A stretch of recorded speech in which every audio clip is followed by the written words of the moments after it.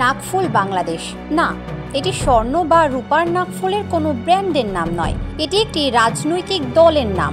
এই রাজনৈতিক দলটি গত 22 জুন নির্বাচন কমিশনের কাছে নিবন্ধনের জন্য আবেদন করেছে। এদিন ছিল রাজনৈতিক দল নিবন্ধনের জন্য আবেদন করার শেষ দিন। 5976 নম্বরে নাকফুল বাংলাদেশের আবেদন তালিকাভুক্ত করেছে নির্বাচন কমিশন। তবে আবেদনপত্রের সাথে পার্টির কারো নাম নেই, ঠিকানাও নেই। নাকফুলের মতোই উদ্ভট আরও অনেক নামে রাজনৈতিক দল নিবন্ধনের আবেদন জমা পড়েছে। কোনোটার সভাপতি স্বামী আর স্ত্রী সাধারণ সম্পাদক, কোনোটার ঠিকানা কারো বাসার ড্রয়িং রুম, কোনোটার ঠিকানা দোকান। অনেকগুলোর ঠিকানায় কোনো পার্টির অস্তিত্বই নেই, অথচ কোনো রাজনৈতিক দলের নিবন্ধন পাওয়ার শর্ত হচ্ছে কেন্দ্রীয় কমিটি সহ একটি সক্রিয় কেন্দ্রীয় অফিস থাকতে হবে। দেশের অন্তত 1/3 জেলায় জেলা অফিস থাকতে হবে, আর অন্তত 100টি উপজেলা বা মেট্রোপলিটন এলাকার থানায় অফিস থাকতে হবে, যার প্রতিটিতে সদস্য হিসেবে কমপক্ষে 200 জন ভোটার থাকবে।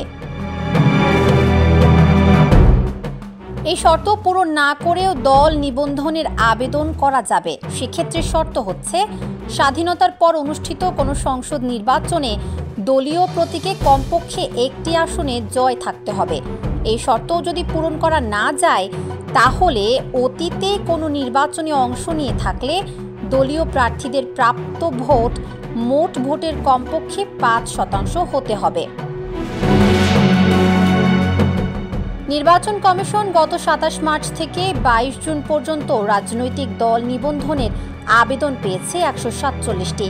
এর মধ্যে যেমন জাতীয় নাগরিক পার্টি আছে, তেমনই আছে Bangladesh best political party BBPP।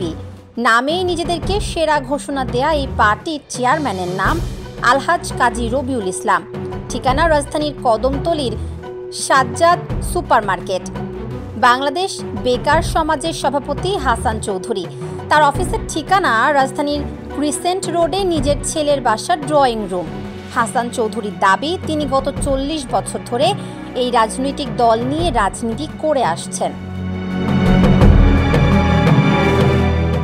দেশের সব রাজনৈতিক দল যেন ঘুমন্ত বা মৃত, তাই একটি জেগে থাকা পার্টি দরকার। সেই চিন্তা থেকেই বাংলাদেশ জাগ্রত পার্টি নিবন্ধনের আবেদন করেছেন এর চেয়ারম্যান ইঞ্জিনিয়ার ইকরামুল হক খান। তার পার্টি অফিসের ঠিকানা কারওয়ান বাজার। বাংলাদেশ সলিউশন পার্টি নিবন্ধনের আবেদন করলেও এর সাথে পার্টির কারো নাম, ফোন নাম্বার বা ঠিকানা দেয়নি, তাই এই পার্টি কি সলিউশন করবে তাও জানা যায়নি। একইভাবে নিবন্ধনের জন্য আবেদন করলেও সভাপতি, সেক্রেটারি কারো নাম কিংবা অফিসের ঠিকানা দেয়নি বাংলাদেশ সংগ্রামী ভোটার পার্টি। নিবন্ধনের আবেদন করা আরেক পার্টির নাম বাংলাদেশ জেনারেল পার্টি। না, এটি সেনাবাহিনীর অবসরপ্রাপ্ত জেনারেলদের কোনো দল নয়। এই পার্টির জেনারেল চেয়ারম্যানের নাম অ্যাডভোকেট মাওলানা মোহাম্মদ রেজাউল হক। এই পার্টির কেন্দ্রীয় অফিসের ঠিকানা দিনাজপুরের নবাবগঞ্জ উপজেলা। রাজধানীর বাইরে কেন্দ্রীয় অফিস এমন আরও পার্টি আছে। নাটোরের বাংলাদেশ সর্বস্বেচ্ছা উন্নয়ন দলের মহাসচিব মোহাম্মদ আরাফাত ইসলাম। এছাড়াও আছে বান্দরবান জেলার নাইক্ষ্যংছড়ি উপজেলার কোয়ালিশন ন্যাশনাল পার্টি। কোনো রাজনৈতিক দল নির্বাচন কমিশনের নিবন্ধন পেলে তাদের জন্য নির্দিষ্ট প্রতীক বরাদ্দ করা হয়। এর বাইরে নিবন্ধিত দল হিসাবে বাড়তি কোনো সুবিধা পাওয়ার খুব একটা সুযোগ নেই। নির্বাচন কমিশনের শর্ত অনুযায়ী বেশিরভাগ নিবন্ধনের আবেদনই খারিজ হয়ে যাবে। তারপরও কেন এতগুলো রাজনৈতিক দল নিবন্ধনের আবেদন করছে? নির্বাচন বিশেষজ্ঞরা বলছেন, আপাতত নাম জাহির করাই এসব দলের মূল উদ্দেশ্য। পরে তারা বড় কোনো দলের সাথে জোটবদ্ধ হওয়ার চেষ্টা চালাবে। বড় দলগুলি নিজেদের জোটে দলের সংখ্যা বাড়াতে এসব নাম সর্বস্ব দলকে জোটবদ্ধ করতে পারে।